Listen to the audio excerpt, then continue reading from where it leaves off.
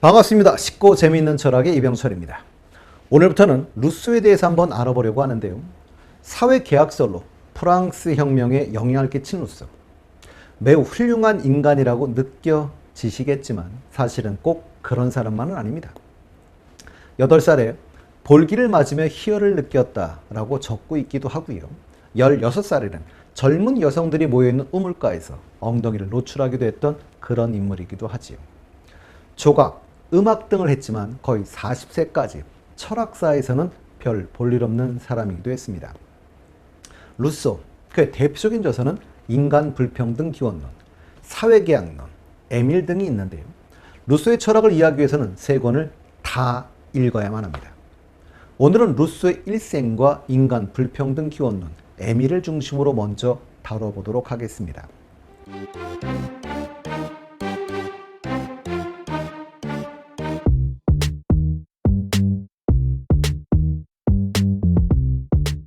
루소는 1712년 스위스 제네바에서 가난한 시계공의 아들로 태어났습니다.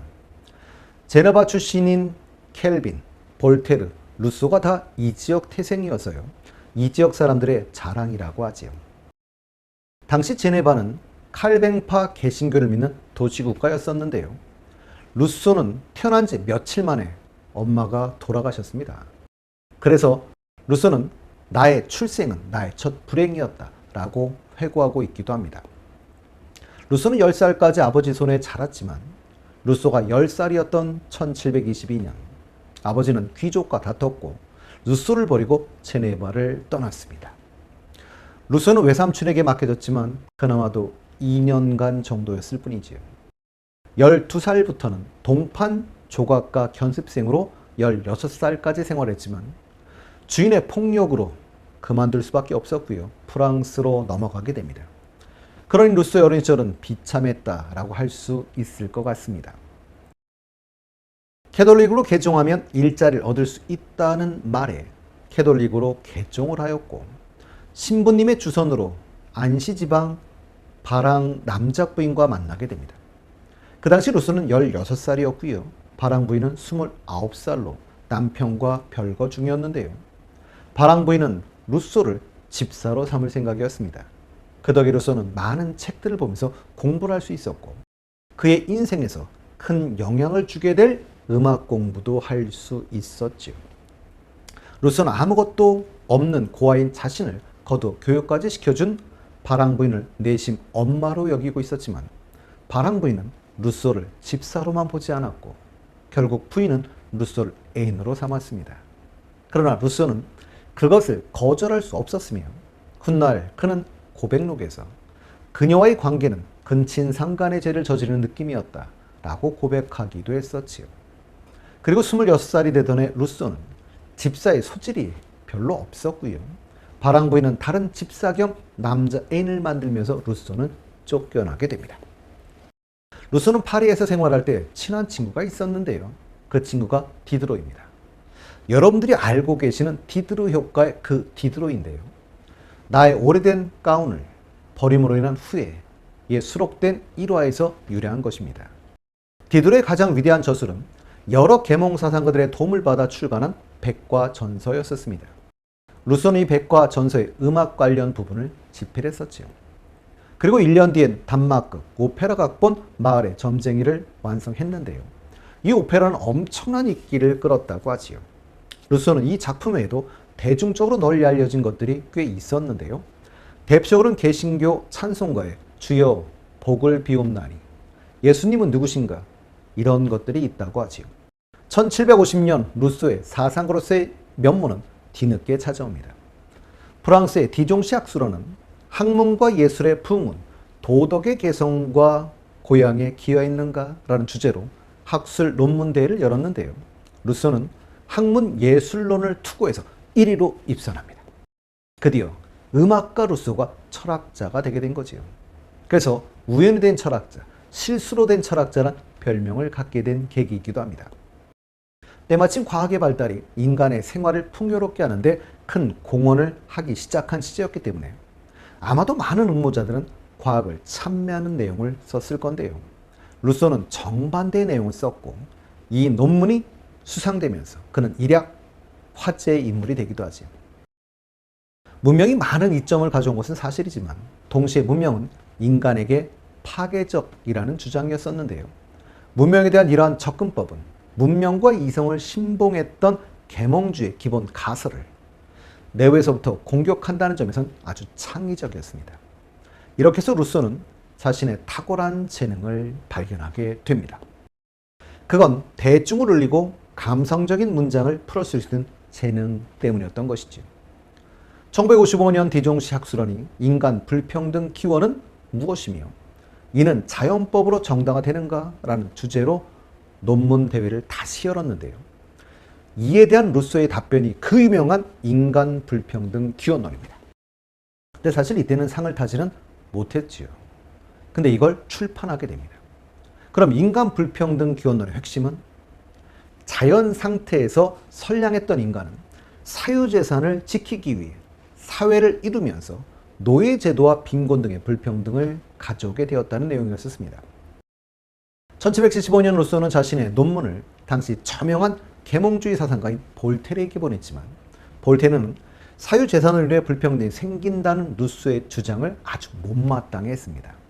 화가 난 볼테르는 루소에게 편지를 씁니다.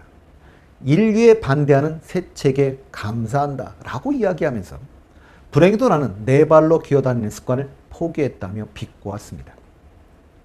인간 이성을 통해 문명의 진보가 이루어질 수 있다고 보았던 볼테르 그리고 주류 계몽 철학자들은 문명이 도리어 인간을 옥죄인다라는 루소의 사상을 받아들일 수 없었던 것이지요. 1756년 루소는 공작 가문, 그러니까 데핀의 부인의 후원을 받아 파리 근교에 마련해준 일명 은자의 집에 기거하면서 집필에 몰두할 수 있었습니다. 1761년 루소는 편지 형식의 연애소설 신 엘로이즈를 발표해서 엄청난 성공을 거두기도 하지요. 이 소설은 18세기 유럽에서 가장 많이 팔린 소설로 세계 베스트셀러가 되었던 것입니다. 1762년, 그러니까 루소가 50세쯤 되었을 때인데요. 사회계약론, 에밀 또는 교육에 대하여를 출간하게 됩니다. 지금은 루소를 대표하는 역작이지만 그 당시 에밀은 금서로 지정되었고 루소는 영국의 흉에게 가서 1년 동안 기거할 수밖에 없었지요. 그러나 사이가 나빠지고 다시 프랑스로 돌아오기는 됩니다. 에밀은 그 책의 내용이 매우 뛰어나 현재도 교육계의 필독서로 꼽습니다. 그 덕에 루소는 교육학의 아버지로까지 칭송받게 해준 그런 책이지요. 칸트는 루소보다 대략 10살쯤 어린데요. 칸트가 존경했던 인물이 루소였다고 하지요. 평생 규칙적인 산책을 하던 칸트는 이 책에 감동하여 산책을 못 나갔고 집에 장식을 두지 않는 편인 칸트 집의 유일한 그림이 루소의 초상화였다고 합니다. 근데 정말 아이러니한 건 루소는 자신의 5명의 아이를 일괄성 있게 다 고아원에 보낸 인물이라는 점입니다. 그런데 교육학의 아버지라. 참 아이러니한 일이지요. 그러나 이 책의 내용은 정말 뛰어납니다. 일반적으로 교육론 책들을 한번 보시면 알겠지만 아이의 교육은 이렇게 해야 한다라는 식의 이론이 쭉 쓰여 있어서 정말 따분합니다. 그러나 에밀은 어느 교사가 에밀이라는 소년과 만나 그 아이가 성장해서 결혼할 때까지 진행하는 교육 과정을 이야기 형식으로 쓴 책입니다. 물론 에밀은 가상의 소년이지요. 에밀은 당시 귀족들의 교육이 자기들의 삶을 중시 여기면서 아이들 수도원 등에 보내며 수도원의 엄격한 규율에 따라 지내하고 이것이 아이들의 인성을 파괴시킨다라고 보았습니다. 에밀은 아이를 아이답게 키워야 한다고 해서 5시기로 나눠 각 시기에 맞는 교육법을 알려주고 있는데요. 성숙한 시민으로 양성돼가는 과정을 그린 성장소설입니다. 학창시절 루소의 사회계약론을 배울 때 정말 어려웠고 지금 생각해보면 기억이 거의 없으실 겁니다. 가장 큰 이유는 뭘까요? 라고 묻는다면 루소의 생각은 현실에서 실현되긴 어렵습니다. 이런 이상적인 국가가 되려면 이상적인 인간이 되어야 하는데요. 즉 공동체 이익을 중시하는 시민의식을 가진 인간, 보통 공민이라고 표현하는데요. 이 공화국을 사랑하는 일반의지 가진 개인, 공민이 존재해야 합니다.